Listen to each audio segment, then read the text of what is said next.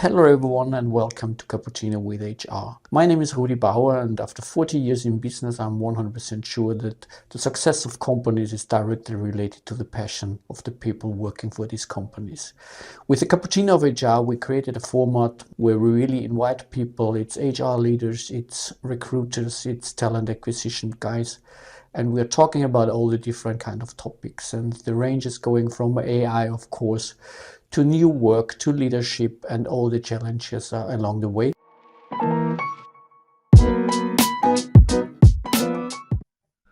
Yeah, hello and welcome to another episode of Cappuccino with HR. Today I'm really delighted to have Wolfgang Kerner with me.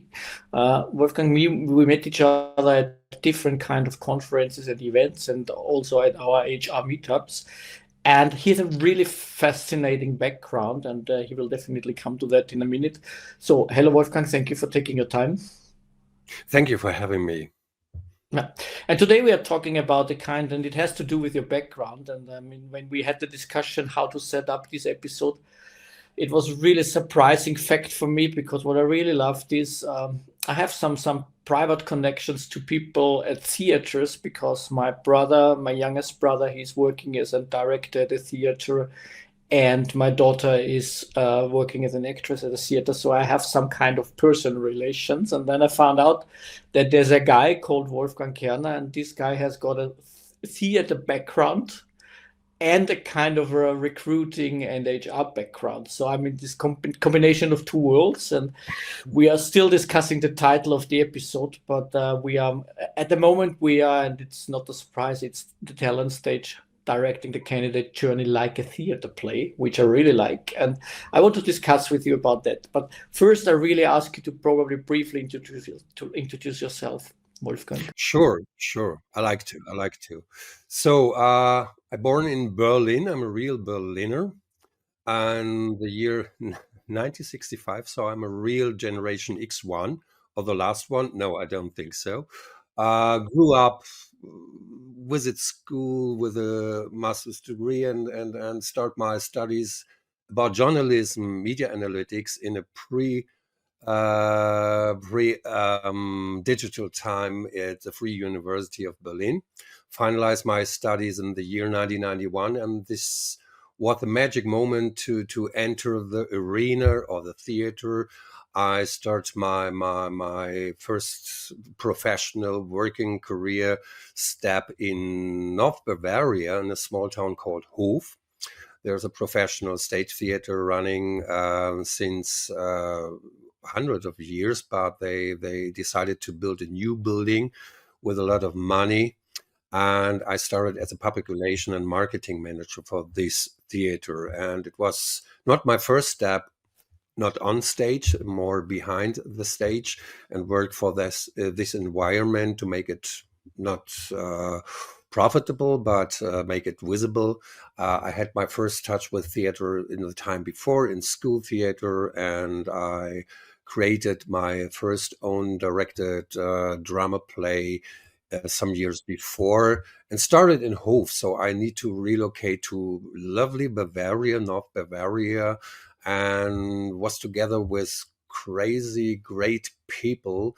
They give me the understanding how humans can work together without technology and create something awesome and outstanding called theater.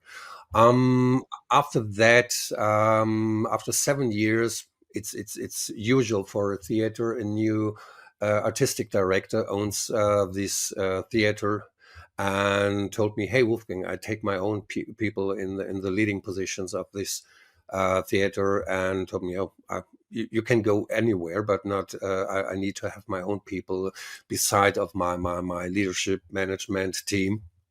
I was with a marketing agency as a director, but after 2 years, I decided to go back to Berlin.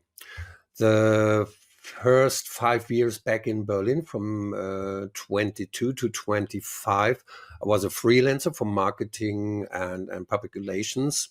mostly in music industries. Was a crazy good time again. There was a magic moment to start my second lifetime career. I was working in a gig for a company, and the owner of that company asked me, "Do you want to become a headhunter?" I was completely disoriented.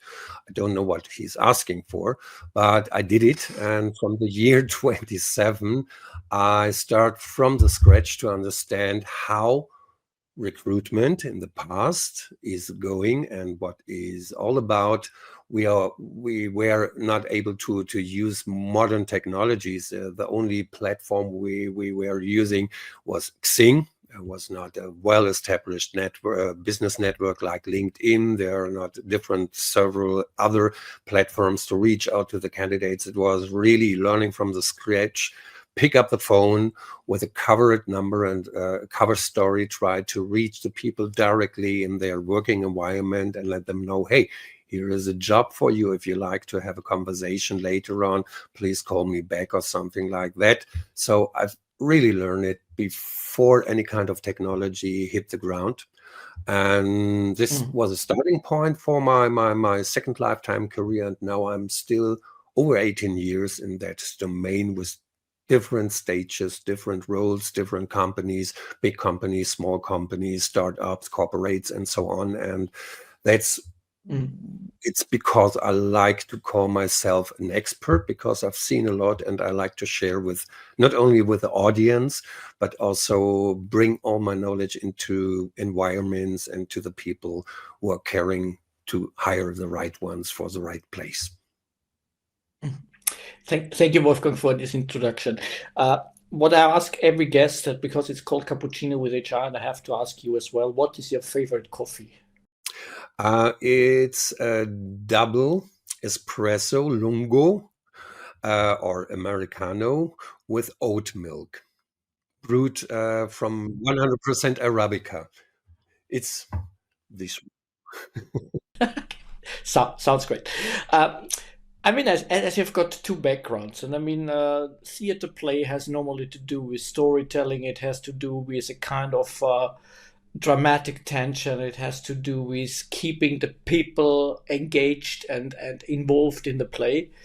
What do you see any kind of synergies? Do you think any kind of what companies could probably learn from theater if it comes to recruiting, if it comes to retaining people?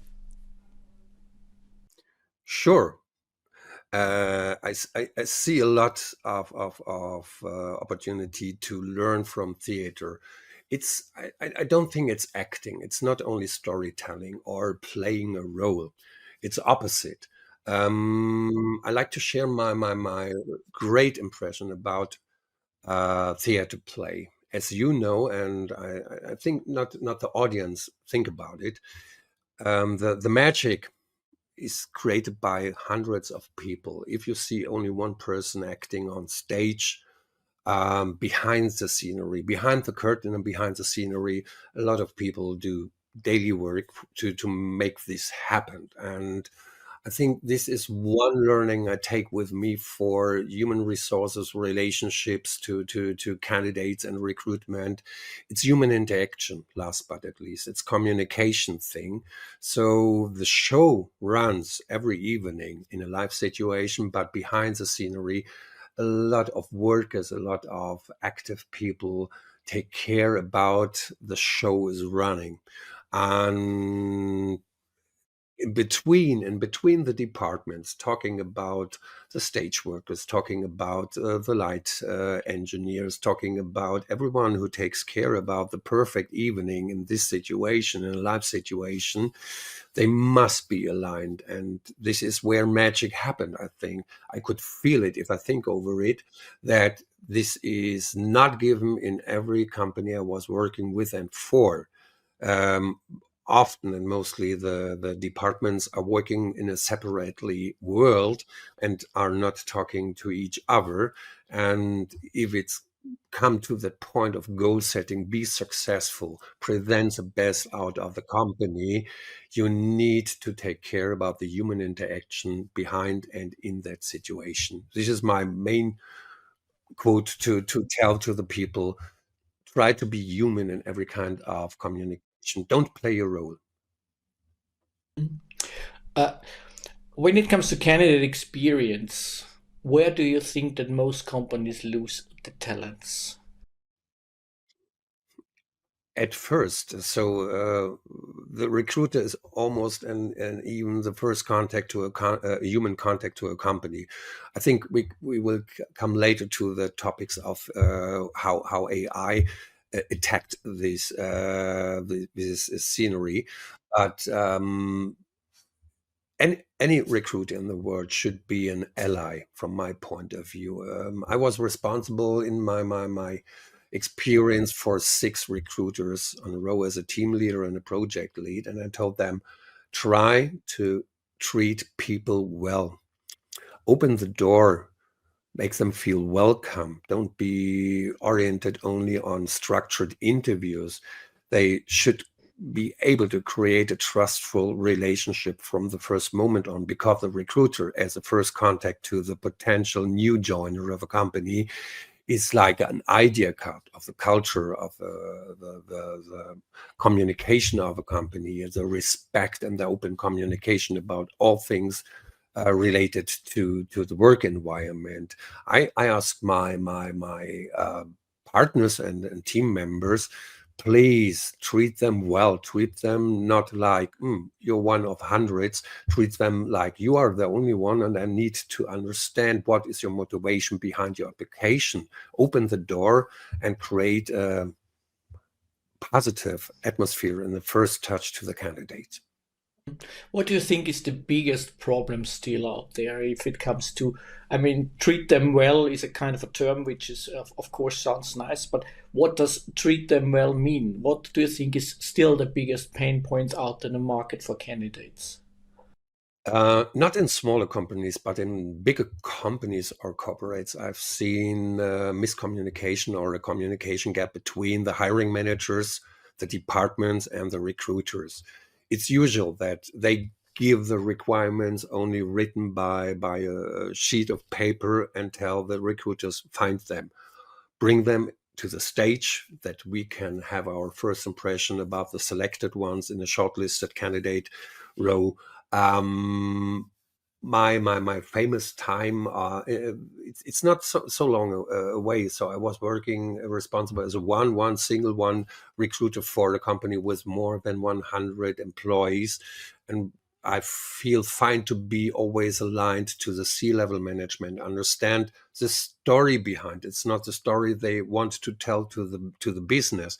It's more understand the strategy, the maturity of a company, what is the need of the departments. It's not only technical stuff, it's not only skill based, but also the whole situation of cultural environment, and for sure the obstacles on the way to grow a company should be a part of communication reality. So I like to be honest in the first moment on. I take a first contact to a potential candidate, because if they are selected, I'm not talking to hundreds, I'm talking to the selected one. If I'm smart on it, I want to tell them um, the reality of that company, the opportunities and also the challenges behind. And trust me, especially if it goes to the technical department, as a leader of WeAreDevelopers, our technical ones, the geeks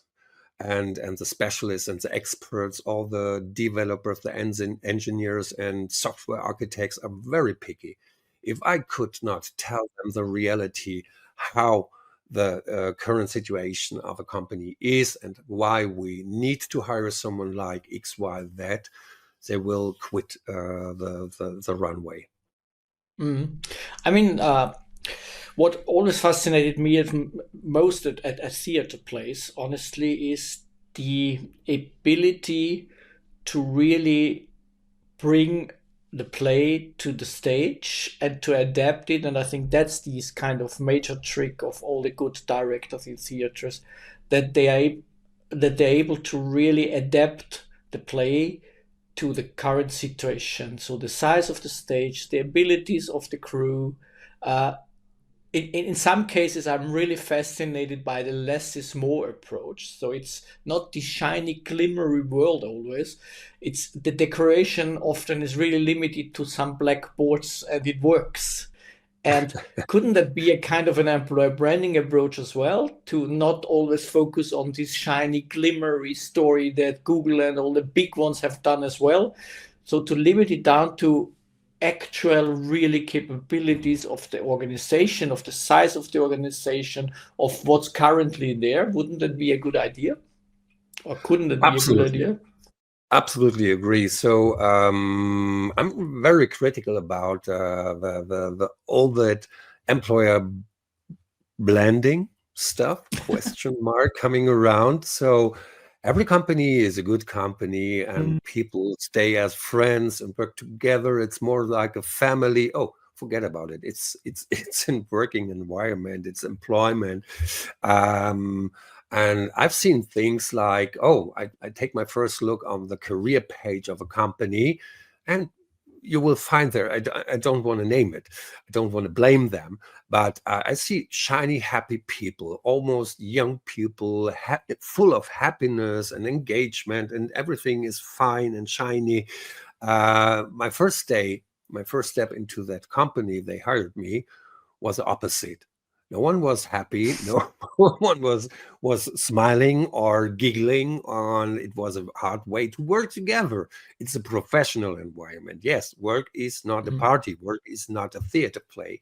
So you must be facing the reality of hard business sometimes, but it depends on the reality of the market. And every pro, every expert coming in a bigger company, scaling company knows, oh, it's not so shiny. We have to stick together as a team, and that's because we are successful to have companions, to have a good human relationship, to go through hard times or harder times. Every company will see. I think no one will tell the people, oh, we are in a critical situation because we need to have more experts. Our experts are not the one we need to have to be successful in our specific market. No one will tell the audience, and no one want to hear it, honestly. But if you not only telling glimmering expressions of shiny people, you will find more trust into the first step into a conversation to make a decision about, oh, we want to work together in the future, and I will be a part of this runaway. And every company, trust me, every company in the world is not only in positive times, and not every department is happy because of the rapidly changing markets. What do you think? I mean, you're in business now since many, many years, and they've collected a lot of experience by entering a lot of companies, working with a lot of companies, or for a lot of companies. Why has it become so complicated? I mean, if you look on the last 15 to 18 years, I think the things have dramatically changed. Yeah. I mean, one of the good excuses, okay, it's digitalization, it's AI probably, but why? What has changed in the labor market from your personal point of view? Is it the expectations? Is it the way of working? Is it just a kind of generational thingy? What is your take on this? All of that. Starting with the generational changing, or the mindset of the new workers, since 2035, the generation Alpha, X, Y, Z will take over the whole market, or more than 70% of Alpha, Y, and Z will take over the market. So we, the generation X, stepping back, will have a great pension time or something like that. And they are super clear. They want to know from the company's side why I should be a part of your company, why I should be hired by you. It's dramatically, the paradigms are changing over the years. The next 10 years will be very hard way to find the right ones and fulfill all the open positions needed to grow the companies, to scale the companies, and got the knowledge you need to be successful in the rapidly changing markets. What I see so far is more the problem is driven by old white men, sorry to say, or the C-level management. In the last magazine, the Spiegel, the German magazine, there's an interview with the CEO of SAP, and he called for, we need to have more extra miles, more extra miles, more extra miles again and again to save that situation. Sorry to say, how many extra miles they should run? It's more than a marathon he's asking for. We see on the one hand side technology is entering the stage, so things could be much more easier than even before. You don't have to be bonded on stupid paperwork. Every kind of documentation analysis will be driven by AI. For example, recruitment or recruiting, you can have your virtual assistant like a wit recruiter. I can go there and use a technology, capture my face, my interaction, my voice, and I can conduct hundreds of interviews any day. So take this time, take care about the people, make life easier for both sides, for the applicants and also for the recruiters, to save time and be more human oriented in the communication, because you need to have not only someone with the ability to make the work, you need to have a partner in crime, in business, and to bring positive emotions, activities, and motivation into this work environment. I think the main problem in the last years was more about the pragmatic thinking of the finance and leadership management, that people are only seen as headcounts or FTEs, driven only by KPIs and numbers. They really don't care about the situation of single human beings. Yes, if you hire thousands of people every year to scale up your company because of the market and the success of your product or your services, it's not easy to be human oriented in every kind of communication. You might need to structure it, you need to be pragmatic on it, but last but at least, take time for the people. We are not machines, we are humans. And I see the big gap is the understanding of the top. Not everyone, not every business leader is not interested on it. So the leaders of the future, and this is a fact, must be more empathic leaders, must be more open for conversations, and don't think in hierarchies and only numbers. Think about the people you have to take care of, because they bring every day, again and again, they bring the knowledge, the activity to the business and make your business successful. It's not about technology, it's about the people you are hiring. Mm. And that's a really good one. And I mean, you speak out of my heart, because I mean, my favorite statement is always, if we want to achieve that, we probably should also think about getting rid of the R in HR.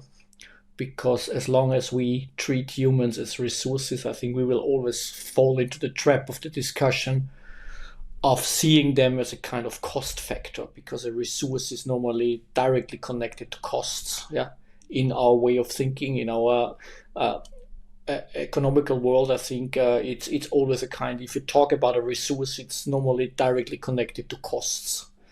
And as long as we treat humans as resources, I think we'll always fall into this trap. So my suggestion and my tip was, well, let's get rid of the R in HR, because then we're talking about humans only. Could be a good solution.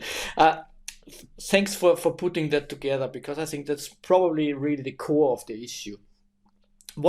What advice would you give to HR teams? And I mean, you mentioned it's not a question of HR teams, it's more a question of organization, it's more a question of leadership style. It has to do, as we say in Austria, the fish starts stinking at the head. So I think it's normally a little bit like, okay, HR is probably this part of the organization that had already understood what's going on since many years, but it's probably blocked by other parts in the organization. But if you want to give an advice to HR teams to create a more memorable and human-centered hiring experience, what would be the 3, 4 steps you think are really necessary? First of all, I like to see that human resources or people and organization management is getting forward to take a seat on the table of the leadership management. I know a lot of HR leaders, and they are truly fighting since years to be a knowable factor of the success of the companies. They are really fighting for it. It must be driven by analytics and numbers to make them understand, okay, the impact, for example, of happiness. We had it with the last HR meetup of happiness is relevant to save the people, bring the people to bring out the best out of they can do for that company in the work environment, stay longer in a company, be in a strong bonding with the identity and the goal setting of strategies and reach out to new markets, etc., etc. If you don't treat people well, you will see it in the measurement of retention rates.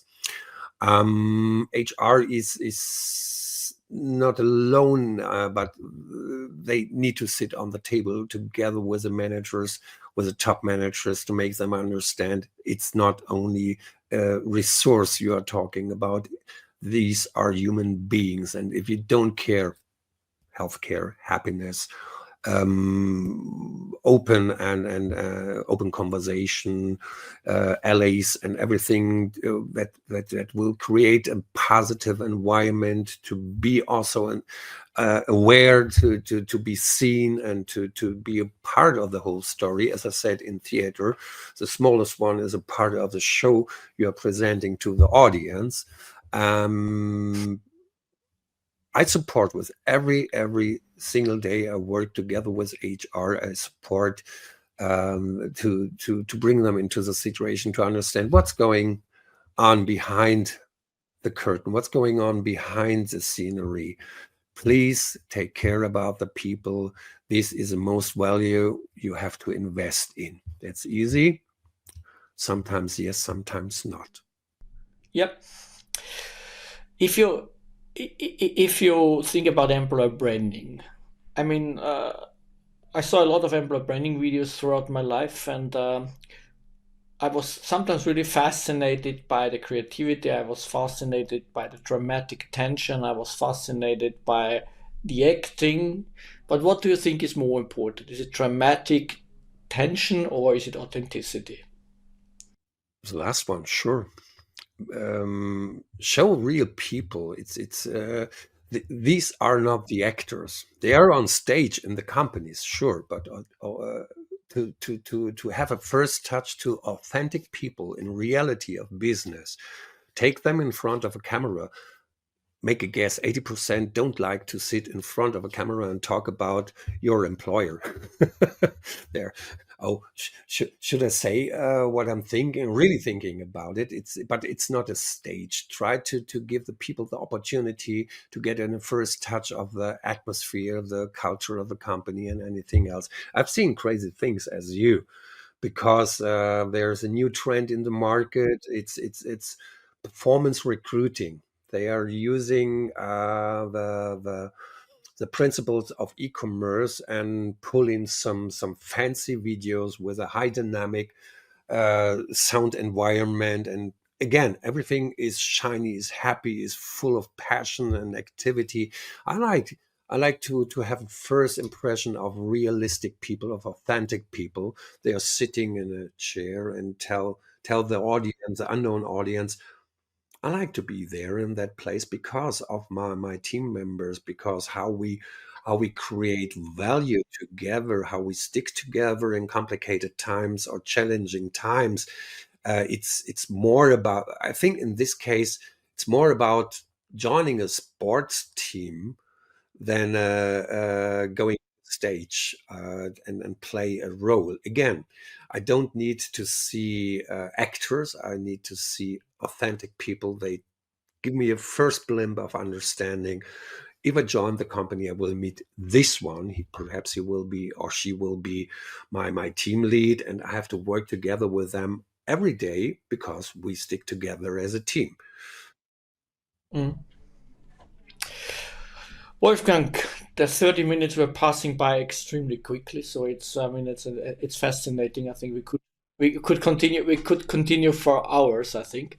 But a final question. I mean, as we started with this kind of you have got this parallel background of having been at theaters, having been deeply into this world, and the HR or the companies environments as well.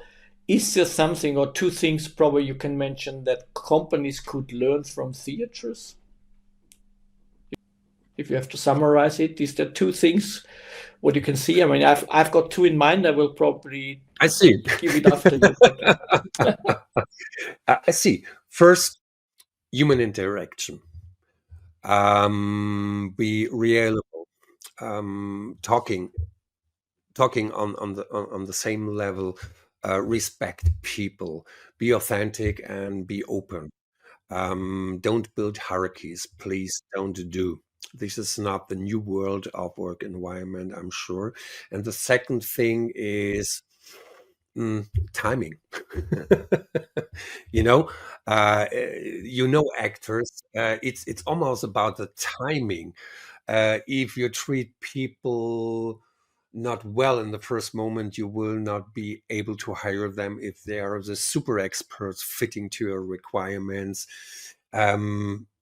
Everyone who gets in contact with a potential new joiner should understand the magic of timing and storytelling. Perhaps I hope you and the audience, our audience, will had a great time to listen what we are saying about theater and business. But last but not least, theater is also business. It's not only happiness. It's not only creativity. Sometimes it's very hard to go on stage. Anyway, how you feel, you must perform. You must perform every evening, and every evening expect what happened in your private life. Yeah. Thank you very much, Wolfgang. It was a great episode for me. It was really nice to talk with you about these topics, and I think you mentioned a lot of really interesting points. And what I really see as the most important things that I have learned from theater is that it's really team play. Because, I mean, as you mentioned in the very beginning, there is light, there is sound, there's even much more people behind the stage than in front of the stage. And they make it a success. Even there's 3 people standing on stage and getting the applause at the end. Yeah, at the end of the day, it's a team of 20, 30, 40 people that are doing everything. And the second thing, what I really find amazing as well, is they treat the audience with respect. And that, I think, is also in recruiting. We have an audience, and as the people sitting in the theater watching the play, even if it's the 3rd play on one day or in the afternoon, so they started probably in the morning with one at lunchtime and one in the afternoon. Even if you are the afternoon crew, sitting there in the theater, you get the impression that they're playing just for you. And I think that is what recruiting could learn as well from theater, treating talents as you're the only one. That is what I see as a kind of learning. Thank you so much. It was a pleasure having you with me, and really enjoyed this kind of episode. And dear audience, please stay tuned for the next one. Thank you so much. Bye-bye.